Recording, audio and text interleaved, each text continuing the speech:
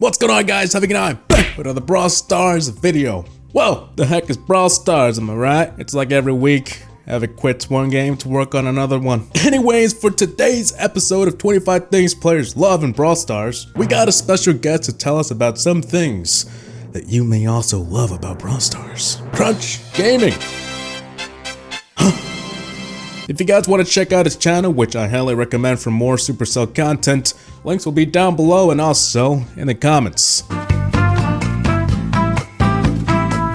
Anyways, without further ado, let's get right into it. When you pull someone with Gene Super, looks easy, right? But when you actually use Gene, you start to realize you miss your super pretty often. Not so easy now, huh? It's like you gotta aim right, shoot in advance, gotta get the positioning right. It never seems to work, man. That one time when you finally pull someone over to you, it feels like you got the power. Well, will you look at me?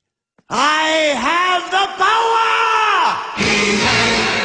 Alright, so to kick it off, one of the most satisfying things in Brawl Stars, guys, happened to me the other day. I was in a match. It was a 3 vs 3. I was with my boys. I was kind of panicking, smashing buttons, playing as Poco, didn't really know what I was doing. I had a super. I went ahead and used that super, and I healed up my boys at the last second. They were at like no health left, and definitely felt great. When Taro's mini shadow actually takes down an enemy. To my understanding, her shadow isn't even supposed to be strong, you know? It's just a perk for reaching power 10. But on those rare occasions, that shadow actually does a pretty impressive job, like the hell. So undoubtedly one of the best things in Brawl Stars is where you've got your collection of brawlers, your favorites of the favorite. For me, a couple of those are Spike, Daryl. I love Daryl. One of the best things in Brawl Stars is when they add a sick skin to your brawler. Most recently, and I guess probably one of my favorites, is when they added Dumpling Daryl to Brawl Stars, and I got to run around the map shooting dumplings at other people. Definitely a highlight in my Brawl Stars career. When someone's wrecking havoc on you, HaVoC.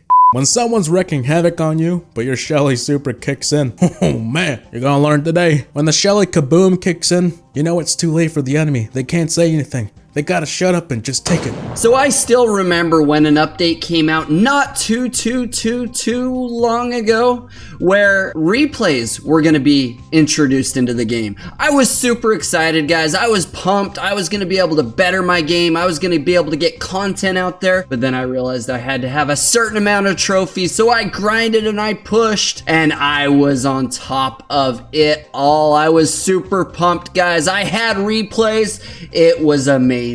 Watching OJ break down the game, so now you feel like you graduated from Brawl Stars University. There's nothing better than watching OJ use big fancy words and you pretend to know what he's talking about, and somehow you feel educated. It's an orange juice. Thank the Lord for OJ, you know? We need more people like him on YouTube. Alright, so not too long ago, there was an update to Brawl Stars. When I started playing Brawl Stars, all my friends wanted to play with me because I was No, I wasn't that good. I don't know why they wanted to play with me, to be honest, but I was constantly getting hammered with join this, join this, join this. Then there was this update with this do not disturb button, and it changed my life. Going on a siege win streak. A simple win streak is fine, right?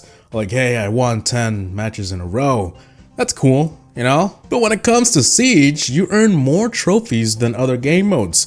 So if you win 10 matches in Siege, it's like, whoa, I just won like 100 trophies. Siege to me is pretty unpredictable, so winning 10 matches in a row is pretty impressive. So you know those maps, guys, where you're playing Brawl Stars and there is just grass everywhere, and you're sitting there thinking before you go in which brawler you're gonna be? You see Bo sitting there in the queue, and you're like, I got this. Your homies can see everything. You can see everything. You're dropping mines. One of the best feelings, and definitely something that may not be entirely fair, but good times for sure. Having so many boxes to open when a new brawler comes out. You know, instead of trying to buy it when a brawler gets announced, simply stop opening your boxes and save them all up until the brawler is finally released. That way, when you open all those boxes, you might get the new brawler from the box. Definitely one of the best things in Brawl Stars is when you fire a shot and you fire it ahead of your enemy where he's coming into that point to where that bullet is going and it connects. When you and your teammate find a good comp to push, a comp in Brawl Stars is basically the brawlers are using as a team, you know? And have you ever just found the perfect 3 brawlers for a specific map and a specific game mode and you're just crushing it? It's a wonderful feeling. Speaking of Piper, there was this time where I was in a bounty match. Of course, playing Piper, I was up against the ropes. I had no business playing with the guys that I was playing against. They were just wrecking us, and truth be told, I didn't even know what Piper's super was. But I saw that I had Piper's super. I was up against, kind of in a corner. So I used the super and I launch across the map and I end up taking down 2 brawlers at once. Maybe it was 3, and ended up not winning the match, but not completely embarrassing myself. Reaching a new league. I don't know about you, but every time I reach a new league, it's like a new milestone. It's a big one for me. So why wouldn't you love it? Is that something to hate on? No, it's something to celebrate about, you know? So we've all been there where we're just grinding brawlers and we're just trying to push a single brawler as far as we can. We get to 500, 600, 700 trophies, and we're approaching 1,000 trophies with your favorite brawler, and you hit that 1,000 trophies. One of the best things in the entire world just happened. You hit 1,000 trophies. Unbelievable. When you take out the enemy turret with the first robot in Siege. Whoa! Nothing better than making the most out of your first robot. It's like the robot grew some balls and went ham on the enemy turret with the help of your team, of course. It doesn't happen all the time, but when it does, you feel unbeatable. So I'm gonna set the stage for this one for you guys. I was playing some 3 vs 3 gem grab. So it was one of those times where it was a little bit of a struggle. We were getting handled. They were really just owning that map. I snuck in there. I was playing one of my favorite brawlers, Leon. I had the super. We had a bow. Bow on gem grab. I know, I don't know. I sneak in there with my super and I take all 13 gems. I'm running backwards into the home territory and we win the match. One of the best times I've ever had in Brawl Stars. When you unlock that profile badge you always wanted. Unlocking a brawler isn't the only way to unlock a badge. There's a trophy badge, there's an experience badge, you know, there's different types. It feels great to get the one you always wanted though. That specific one, it's always grayed out, but then one day, it shines. So I was playing some 3 vs 3 with a couple of my club mates the other day. I was playing Jesse. It was a pretty even match and I was hiding in the grass and I sneak out as the time's winding down and I fire a shot off to this opposing Pam. It hits Pam. It bounces over to the enemy Leon. It goes from the enemy Leon and it bounces over to the enemy, I don't know who it was, and it is a walk-off victory for a Jesse attack that bounced off every single opposing player.